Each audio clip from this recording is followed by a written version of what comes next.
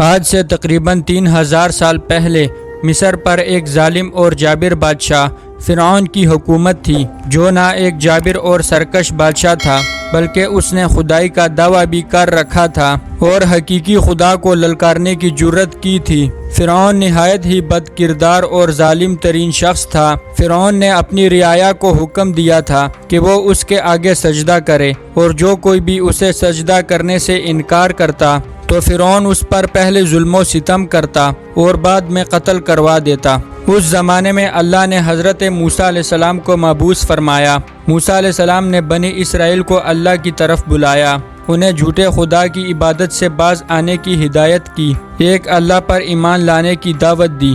لہٰذا خود فرعون کے محل میں موجود ایک خاتون نے موسیٰ علیہ السلام کے دین کو قبول کر لیا اور اس لا شریک اللہ پر ایمان لے آئی۔ اس خاتون کا نام مشاطہ تھا، جو فرعون کے محل میں خادمہ تھی۔ فرعون نے اسے اپنی بیٹی کی خدمت اور کام کاج کرنے پر مامور کیا تھا۔ ایک دن وہ خادمہ فرعون کی بیٹی کے بالوں میں کنگھی کر رہی تھی کہ اچانک اس کے ہاتھوں سے کنگھی گر پڑی۔ وہ اٹھانے لگی تو اس کی زبان سے بے ساختہ بسم اللہ نکل گیا۔ اس پر فرعون کی بیٹی نے کہا کہ تم نے آج عجیب کلمہ بولا، رب تو میرے باپ فرعون ہی ہے، تو پھر تم نے یہ کس کا نام لیا ہے؟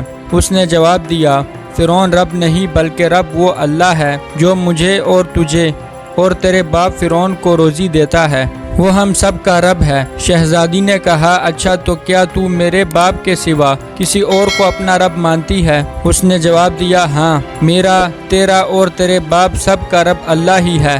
شہزادی فوراً اپنے باپ کے پاس گئی اور فرعون سے کہنے لگی کہ وہ خادمہ تو کسی اور کو اپنا رب مانتی ہے۔ جب فرعون نے یہ بات سنی تو وہ نہایت ہی غضبناک ہوا اور اس نے اس خادمہ کو دربار میں بلایا۔ جب وہ حاضر ہوئی تو فرعون نے پوچھا، کیا تو نے میرے سوا کسی اور کو اپنا رب مان لیا ہے؟ خادمہ نے صاف صاف کہہ دیا کہ میں تمہیں خدا نہیں مانتی، میرا، تیرا رب اللہ ہی ہے جو بلندیوں اور بزرگی والا ہے۔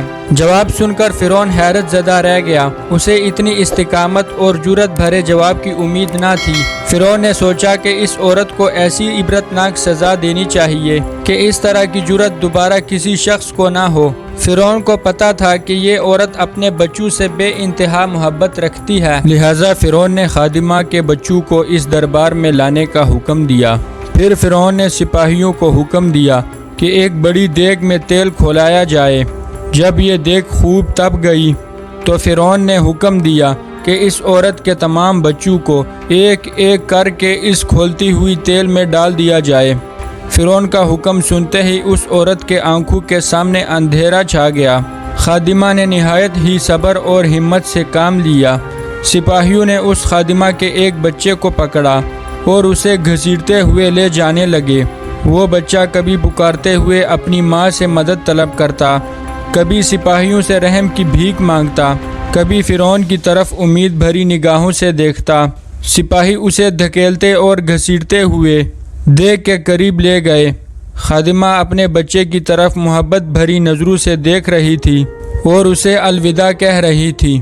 چند لمحات میں اس کے جگر کے ٹکڑے کو کھولتے ہوئے تیل میں ڈال دیا گیا اور کچھ ہی لمحے میں اس معصوم بچے کی ہڈیاں تیل کے اوپر تیرنے لگی۔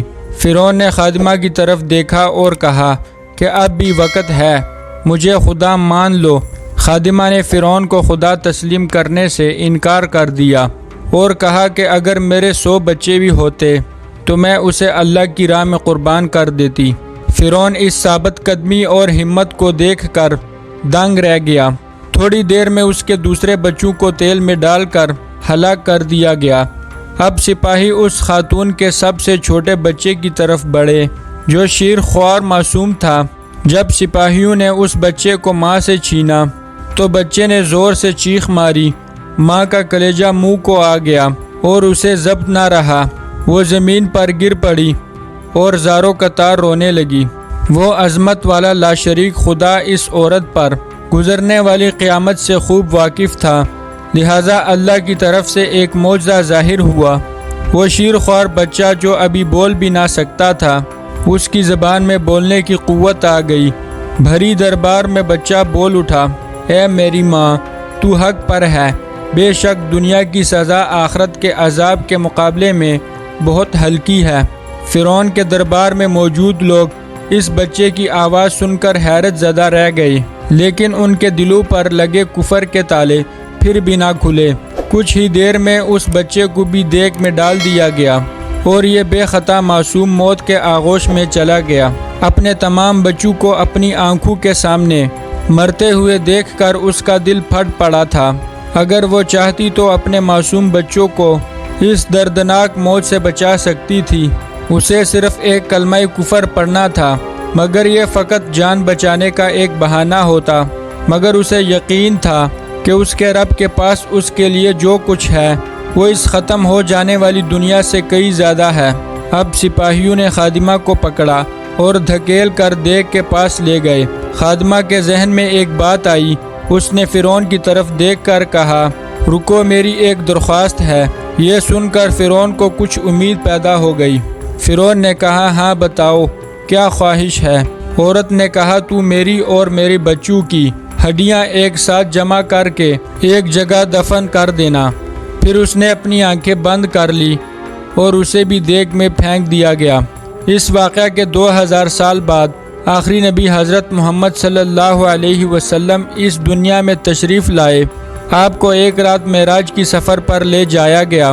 معراج کی رات جب نبی صلی اللہ علیہ وسلم براق پر سوار ہو کر بیت المقدس پہنچے تو آپ کو مصر کی طرف سے ایک خوشبو آنے لگی۔